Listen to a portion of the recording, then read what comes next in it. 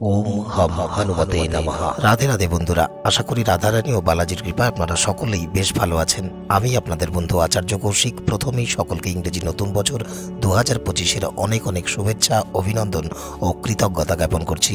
তার সাথে সাথে যারা একেবারে এই চ্যানেলে প্রথমে এসেছেন এবং দীর্ঘ সময় ধরে এই পরিবারের সাথে যুক্ত আছেন, প্রত্যেককেই আপনাদের নিজের চ্যানেল অ্যাস্ট্রোদিশায় অনেক অনেক স্বাগত জানাই। আজকের এই প্রতিবেদনে আলোচনা করব তুলা রাশি ও তুলা লগ্নের জাতক জাতিকাদের 2025 সালের প্রতিকার সহযোগে এমন 10টি গুরুত্বপূর্ণ ভবিষ্যবাণী যা আপনার সাথে এবছরই ঘটতে চলেছে।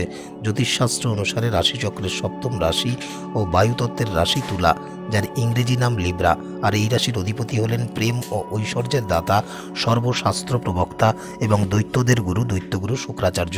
আপনি যদি তুলা রাশি বা তুলা লগ্নের জাতক জাতিকা হয়ে থাকেন তবে সম্পূর্ণ ভিডিওটি বেশ মনোযোগ সহকারে দেখবেন, যাতে কোনো মূল্যবান বিষয় মিস না হয়ে যায়। আর হ্যাঁ, যদি ভিডিওটি দেখে কিঞ্চিত মাত্র উপকৃত হয়ে থাকেন তবে অবশ্যই চ্যানেলটিকে সাবস্ক্রাইব করে দেবেন। তো আসুন আর কথা না বাড়িয়ে জেনে নিই 2025 সালের এমন 10টি বড় এবং গুরুত্বপূর্ণ মহাভবিষ্যবাণী যা আগামীতে আপনাদের সাথে ঘটতে চলেছে। আপনাদের উদ্দেশ্যে একটি বিশেষ ঘোষণা: আপনারা যদি নিজেদের অথবা আপনাদের কোনো প্রিয়জনের জন্মকুণ্ডলী বিচার করতে চান অথবা জীবনে চলমান যে কোনো সমস্যার জ্যোতিষ ও তন্ত্র সম্বন্ধীয় সমাধান পেতে চান, তবে স্ক্রিনে আসা এই নম্বর 9903512545 এই নম্বরে হোয়াটসঅ্যাপে যোগাযোগ করতে পারেন। পেশাগত জীবন অর্থাৎ চাকরি বা ব্যবসার দৃষ্টিকোণ থেকে এই বছরের প্রথম কয়েকটা মাস মোটামুটি স্বাভাবিকই থাকবে। তবে মে মাসের পরে যখন দেবগুরু বৃহস্পতির গোচর মিথুন রাশিতে হবে, সেই সময়ের পর থেকে আপনারা আপনাদের করা কঠোর ও কঠিন পরিশ্রমের যথাযথ ও ভালো ফলাফল অর্জন করতে পারবেন। দেবগুরু বৃহস্পতির গোচর আপনাদের জীবনে অনেক ধরনের সুখ ও স্বাচ্ছন্দ্য বহন করে নিয়ে আসবে। যেহেতু দেবগুরু বৃহস্পতির গোচর আপনাদের নবমভাবে অর্থাৎ ভাগ্যভাবে ঘটবে, সুতরাং এই সময়ের পরে প্রতিটি ক্ষেত্রে আপনার ভাগ্যের পূর্ণ সমর্থন পাবেন এবং জীবনে জয়ের আস্বাদন করতে পারবেন। কর্মজীবনে প্রভূত উন্নতি অগ্রগতি করতে ও উচ্চ পদাধিকার অর্জনে সফলতা অর্জন করতে পারবেন। বছরের প্রথম মাসগুলিতে বিশেষ করে ন্যায়াধীশ শনি মহারাজ যখন আপনাদের পঞ্চমভাবে এবং এপ্রিল মাসের পরে ষষ্ঠভাবে গোচর করবেন, এই সময়ের ব্যবধানে আপনারা বেশ কিছু অসুবিধা বা সমস্যার সম্মুখীন হতে পারেন। সুতরাং এই সময় কর্মক্ষেত্রে ঊর্ধ্বতন কর্মকর্তাদের সঙ্গে সমন্বয় বজায় রেখে চলার প্রতি অধিক গুরুত্ব দিয়ে চলতে হবে। বছরের মাঝামাঝি সময় যখন রাহু ও কেতু মহারাজের গোচর ঘটবে, সেই সময় আপনারা যারা ব্যবসা পরিচালনা করছেন তারা ব্যবসা সম্পর্কিত বিষয়ে কোনো সুখবরও পেতে পারেন বা বিনিয়োগকারী পেতে পারেন।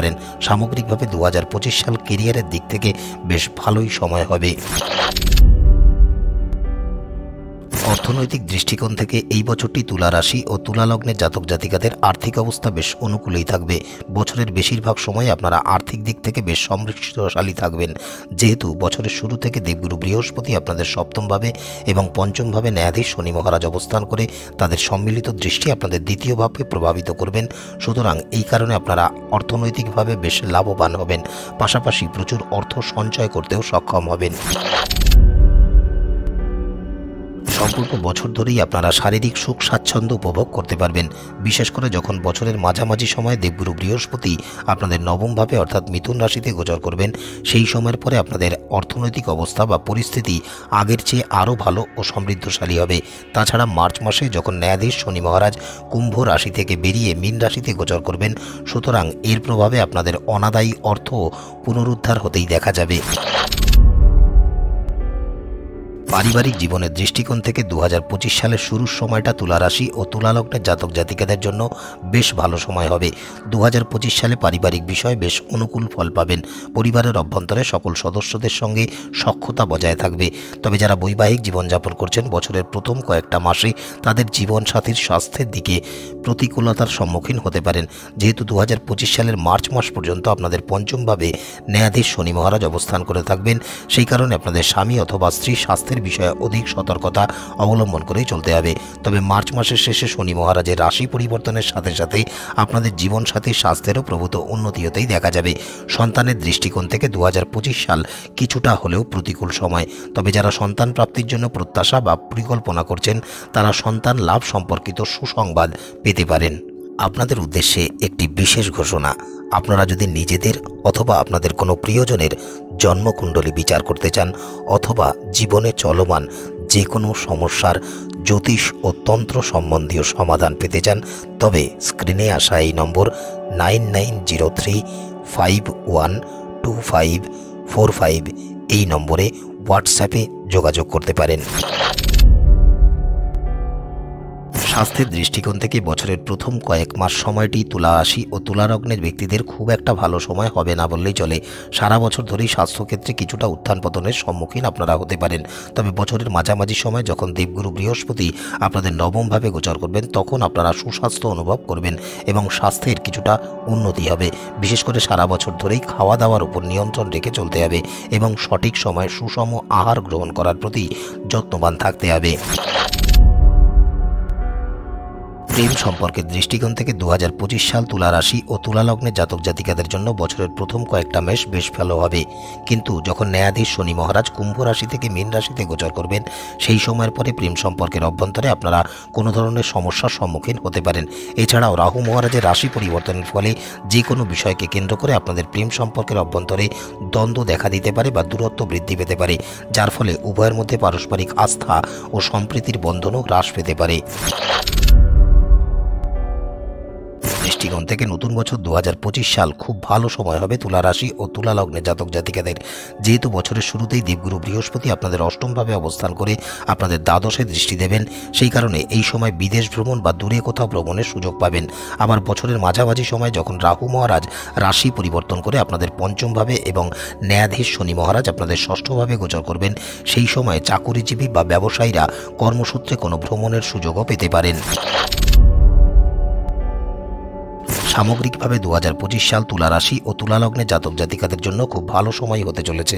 মে মাসের পরে আপনাদের জীবনের বা বাস্তব পরিস্থিতির ইতিবাচক ও উল্লেখযোগ্য পরিবর্তন করতেই দেখা যাবে।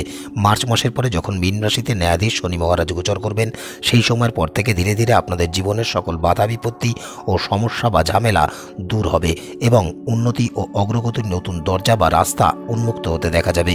চাকুরিজীবীরাও এবছরে কর্মক্ষেত্রে কোনো বিশেষ বা ভালো সুযোগ সুবিধা পেতে পারেন। মে মাসের পর যখন দেবগুরু বৃহস্পতির গোচর মিথুন রাশিতে হবে, এই সময়ের পরে জীবনের চলমান বা বড় বড় অসুবিধাগুলিকে কাটিয়ে উঠতে আপনারা সক্ষম হবেন। এবারে যদি প্রতিকার বা উপায়ের বিষয়ে আলোচনা করা হয়, তবে গ্রহ নক্ষত্রের অশুভ প্রভাব ও নানা প্রকার বাধা বিপত্তি থেকে মুক্তি পেতে তুলা রাশি ও তুলা লগ্নের জাতক জাতিকারা মাতা ভগবতীর মন্দিরে নারকেল ও চুনরির নিবেদন করে সেই প্রসাদী চুনরি নিজের গৃহে স্থাপন করুন। প্রতিদিন শ্রী দুর্গা চালিসার পাঠ করুন। প্রত্যেক বৃহস্পতিবার দরিদ্র অসহায় ব্যক্তিদের কলা বা হলুদ রঙের জিনিস দানস্বরূপ প্রদান করুন এবং প্রতি শুক্রবার করে যে কোনো শিশুকন্যার পা ছুঁয়ে আশীর্বাদ গ্রহণ করে তাকে সাদা মিষ্টি খাওয়ান।